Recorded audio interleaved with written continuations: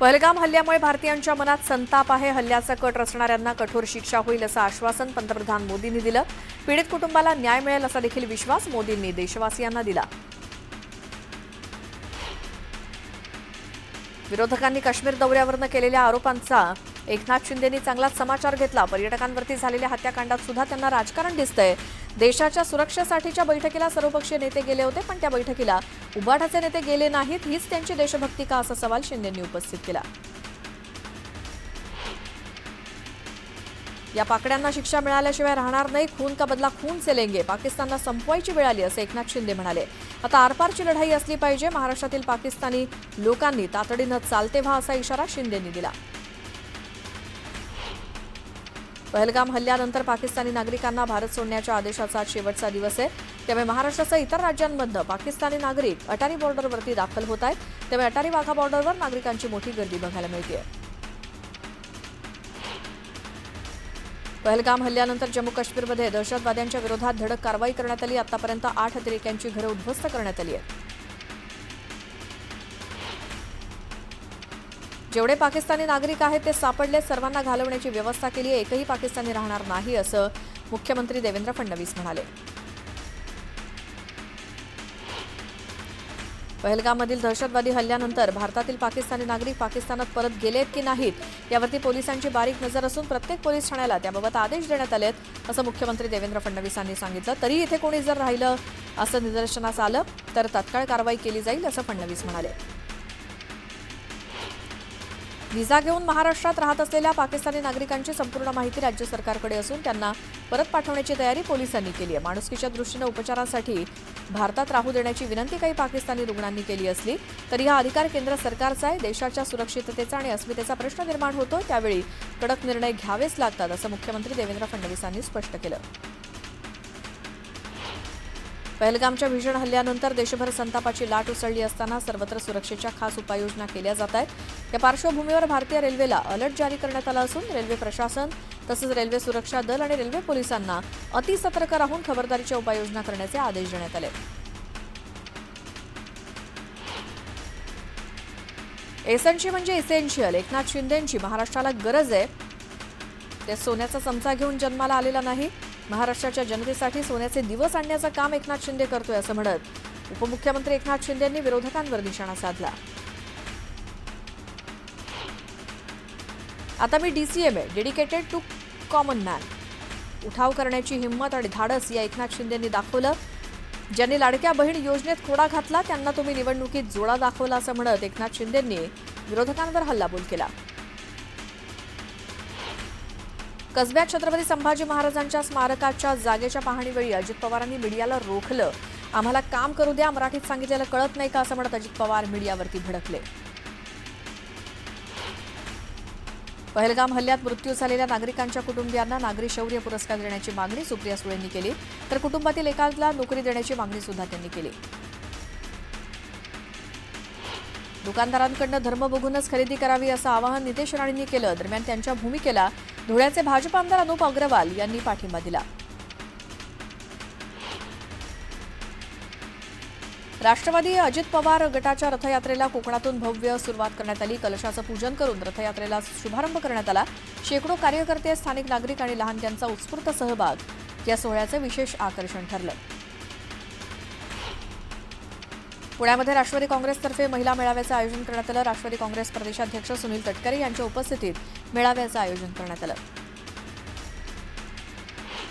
शिवसेना आमदार संजय गायकवाड यांनी अखेर माफी मागितली. महाराष्ट्र पोलिसांबद्दल केलेल्या वक्तव्याबाबत गुन्हा दाखल झाल्यानंतर आमदार गायकवाड यांनी दिलगिरी व्यक्त केली. फडणवीसांनी नाराजी व्यक्त केल्यानंतर खुद्द उपमुख्यमंत्री एकनाथ शिंदे यांनी आमदार संजय गायकवाड यांना फोन करून समज दिल्याचं कळतंय. आमदार संजय गायकवाड यांनी महाराष्ट्रातल्या पोलिसांना अकार्यक्षम म्हटलंय. दरम्यान गायकवाडांचं वक्तव्य बरोबर असल्याचं काँग्रेसचे प्रदेशाध्यक्ष हर्षवर्धन सपकाळ यांनी म्हटलं. महाराष्ट्रात उद्योगाला जी वीज दिली जाते ती देशात सर्वात महाग वीज आहे. त्यामुळे उद्योजक सुद्धा फार महाराष्ट्रात यायला तयार नाहीत. राज्याचं उत्पन्न कमी झालं की विकासाची कामं करता येत नाहीत असं म्हणत माजी मंत्री दिलीप वळसे पाटलांनी सरकारला घरचा आहेर दिला. गोंदिया आणि भंडारा जिल्ह्यातील सहकार क्षेत्रातील निवडणूक काँग्रेस लढणार आहे. काँग्रेस नेते नाना पटोले यांनी तसे संकेत दिले. वाल्मिक कराड याचा सिटी स्कॅन रिपोर्ट नॉर्मल आलाय. काल वाल्मिक कराडला शुगर डाऊन झाल्यामुळे रुग्णालयात दाखल करण्यात आलं होतं. आता पुढील उपचाराबाबत तज्ञ समिती निर्णय घेणार आहे. पुणे पोर्श कार अपघात प्रकरणात शिवानी अग्रवालला कोर्टानं अंतरिम जामीन मंजूर केलाय. दरम्यान दर बुधवारी शिवानी अग्रवालला येरवडा पोलीस स्थानकामध्ये हजर राहावं लागणार आहे. पुरंदरमध्ये पारंपरिक पद्धतीनं जेऊर यात्रेला सुरुवात झाली. यावेळी मोठ्या संख्येनं नागरिकांनी यात्रेत सहभाग घेतला. जळगावात नूतन मराठा महाविद्यालयाच्या आवारात एका तरुणानं गळफास घेऊन आत्महत्या केली. प्रेमभंगातून आत्महत्या केल्याची माहिती समोर आली आहे. गडचिरोलीच्या अहेरीमध्ये आदिवासी विकास मंत्र्यांच्या उपस्थितीत आदिवासी नागरिकांना शेतीचं साहित्य वाटप करण्यात आलं. दरम्यान प्रशिक्षित उमेदवारांना धनादेशाचंही वाटप करण्यात आलं.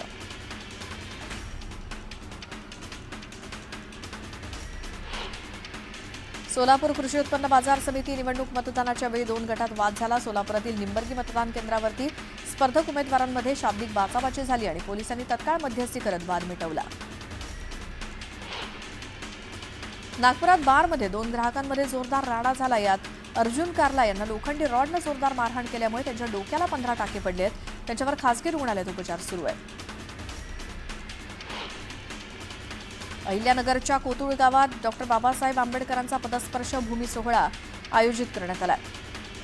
प्रकाश आंबेडकरांच्या उपस्थितीत हा सोहळा साजरा केला जातोय. दरम्यान मोठ्या संख्येनं नागरिकांनी उपस्थिती लावली. पिंपरी चिंचवडमध्ये नदी सुधार प्रकल्पाला नागरिकांनी विरोध केला. दरम्यान तातडीनं प्रकल्प रद्द करण्याची मागणी करण्यात आली. काश्मीरच्या पहलगाम इथे झालेल्या दहशतवादी हल्ल्याच्या निषेधार्थ लासलगावच्या विंचूरमध्ये कडकडीत बंद पाळून निषेध मोर्चा काढण्यात आला. संतप्त नागरिकांनी पाकिस्तानच्या विरोधात जोरदार घोषणाबाजी केली.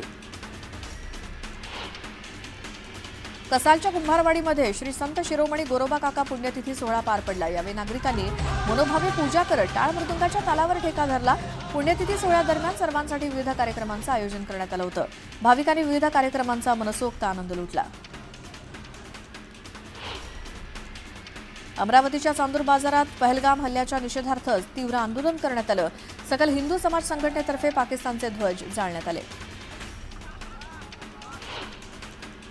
महसूल विभाग, वन विभाग आणि भूमी अभिलेख यांनी एकत्रितपणे येऊन राज्यात प्रथमच पुनर्वसित गावातील 40 ग्रामस्थांची नावं सातबाऱ्यावरती आणण्याची कार्यवाही केली आहे. राज्यात अशा प्रकारचा प्रोजेक्ट पहिल्यांदा सातारा जिल्ह्यातील पुनर्वसित भांबे गावात राबवण्यात आला आहे. साताऱ्याच्या आटके गावात भरवस्तीत बिबट्याचा वावर आढळलाय. बिबट्याचा वावर सीसीटीव्हीत कैद झाला. दरम्यान नागरिकांमध्ये भीतीचं वातावरण निर्माण झालंय. हिंगोली जिल्ह्यातील तापमानात मोठी वाढ झाली आहे. त्यामुळे पपई बागांना फटका बसलाय. त्यामुळे शेतकरी सध्या चिंतेत सापडलाय. गडचिरोलीमध्ये अभियानातील राज्याच्या सीमेवरती माओवाद्यांच्या विरोधात अभियान राबवण्यात येत आहे. अभियानाचा आज 6वा दिवस आहे. दरम्यान रात्री पहाडीच्या एका भागामध्ये मोठी गुहा आढळली. डिंबे धरणातील आमचा हक्काचं पाणी आम्हालाच ठेवा आणि उरलेलं पाणी घेऊन जा असं वक्तव्य माजी सहकार मंत्री दिलीप वळसे पाटलांनी केलं.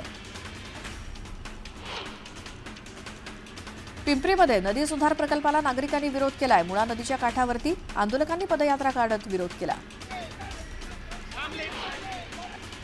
पुण्याच्या चांडोहमध्ये बैलगाडा शर्यतीचं आयोजन करण्यात आलं. यावेळी शर्यत पाहण्यासाठी नागरिकांनी मोठी गर्दी केली. रत्नागिरीच्या कर्देगाव हे पर्यटनाचं रोल मॉडेल बनत आहे. यावेळी कोकण ग्रामीण पर्यटन विकास योजनेअंतर्गत 14 कोटींचा निधी मंजूर करण्यात आला. तोरणमाळच्या पर्यटनाच्या अनुषंगानं विकास करण्यासाठी गठीत करण्यात आलेल्या समितीनं तोरणमाळचा पाहणी दौरा केला. समिती या ठिकाणी पर्यटकांना आकर्षित करण्याच्या अनुषंगानं कामं सुचवणार आहे. पुण्याच्या भोरमधील अंगसुळे गावात केमिकल मिश्रित ताडी प्यायल्यामुळे 24 वर्षीय तरुणाचा मृत्यू झाला. गावातील महिलांनी आक्रमक होत गावातील ताडी विक्री केंद्र आणि अवैध दारूच्या दुकानांची तोडफोड केली. अलिबागच्या नागाव समुद्र किनाऱ्यावरील 6 किलोमीटरपर्यंतचा बंधारा उद्ध्वस्त झालाय. त्यामुळे बंधारा अभावी भरतीचं पाणी लोकवस्तीत शिरण्याची ग्रामस्थांना भीती आहे. वाशिम कृषी उत्पन्न बाजार समितीमध्ये हळदीची आवक पुन्हा वाढली आहे. तब्बल 11,300 क्विंटल हळदीची आवक झाली. मात्र हळदीच्या दरात घसरण झाली असून कांडी हळदीला 12,140 ते 14,340 रुपये प्रति क्विंटलचा दर मिळाला. नंदुरबार जिल्ह्यातील अतिदुर्गम भागात राहणाऱ्या विजय पावरा या आदिवासी तरुणानं परिस्थितीवरती मात करत स्पर्धा परीक्षेच्या माध्यमातून अभ्यास करत यश प्राप्त केलं. अभ्यासातील सातत्यामुळे त्याची आता बृहन्मुंबई महानगरपालिकेत कार्यकारी सहाय्यक अधिकारी म्हणून निवड झाली आहे. अहिल्यानगरच्या घोडेगावमध्ये कत्तलीसाठी डांबून ठेवलेल्या 40 जनावरांची सुटका करण्यात आली. यावेळी पोलिसांनी एकाला ताब्यात घेतलं. सांगली आणि मिरज शासकीय रुग्णालयाला प्रदूषण केल्याप्रकरणी हरित न्यायालयानं दंड ठोठावलाय. कोर्टानं 4,68,00,000चा दंड ठोठावला. येत्या 2 महिन्यात दंडाची रक्कम प्रदूषण महामंडळाकडे जमा करण्याचे निर्देश कोर्टानं दिले. चिपळूणच्या वाशिष्ठी नदीपात्रातील साठवण टाकीचं काम प्रगतीपथावरती आलंय. त्यामुळे लोटे एमआयडीसीचा पाणी प्रश्न मार्गी लागणार आहे. बीडमध्ये वाल्मिक कराड असलेल्या कारागृहातील वरिष्ठ तुरुंग अधिकारी आणि एका कर्मचाऱ्याचं निलंबन करण्यात आलं.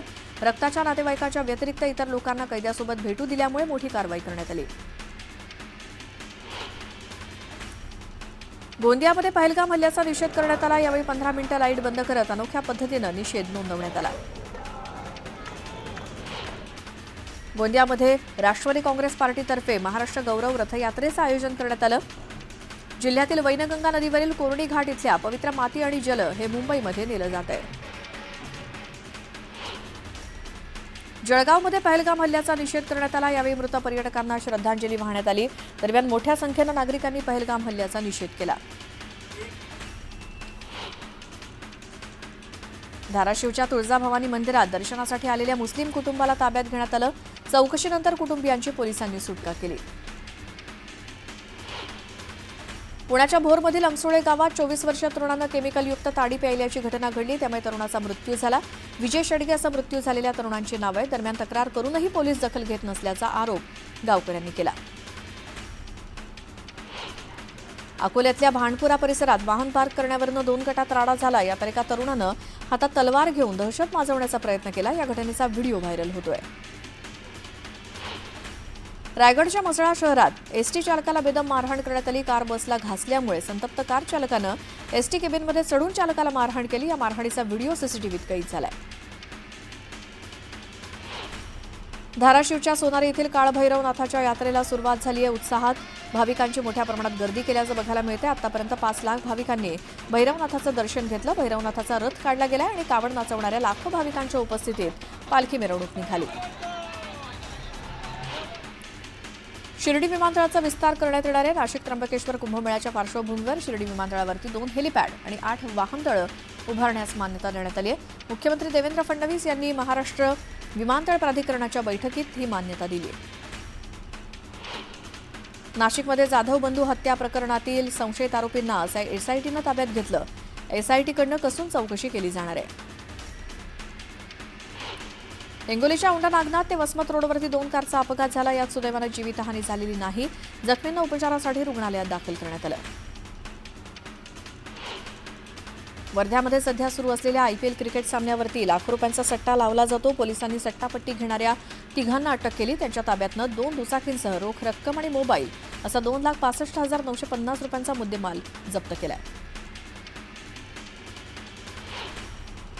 सांगलीच्या मिरजमध्ये बेकायदेशीर गॅस रिफिलिंग अड्ड्यावरती पोलिसांनी छापा टाकला. यावेळी एकाला अटक करत पोलिसांनी मुद्देमाल जप्त केला. दारू पाजली नाही म्हणून मित्राला आईवरनं शिवीगाळ करणं. जालन्यातल्या एका तरुणाला चांगलंच महागात पडलंय. ज्याला आईवरनं शिवीगाळ केली त्यानं शिवीगाळ करणाऱ्या मित्राच्या गळ्यावरती कुऱ्हाडीचे घाव घालून त्याची हत्या केली. पोलिसांनी अधिक तपास केल्यानंतर आरोपीनं हत्येची कबुली दिली.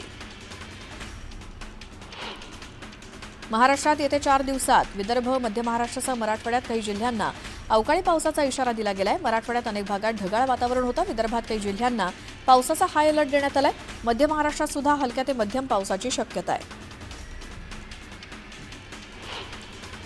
राज्यात उष्णतेची लाट येण्याचा अंदाज हवामान खात्यानं वर्तवलाय. हवामान खात्यानं राज्यातील अनेक जिल्ह्यांना येलो अलर्ट दिलाय.